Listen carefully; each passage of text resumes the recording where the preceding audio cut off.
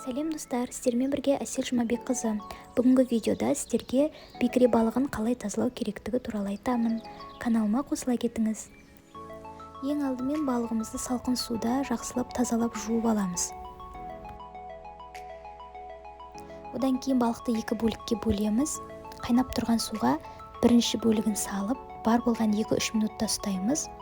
Одан кейін шығарып алып тазалай бастаймыз. Екінші бөлігімен де дәл солай жасаймыз. Видеода көріп тұрғаныңыздай қабықтары оңай әрі тез ашылады. Ескерте кететін жағдай, міндетті түрде қолыңызға перчатка киіп тазалаңыз. Өйткені бекіре балығының қабығы көріп отырғаныңыздай ірі сүйектерден және кішкентай сүйекшелерден тұрады. Қолыңызды жырып кетуі мүмкін. Балықтың ұсақ қабықтарын пышақтың ұшымен қырып аламыз.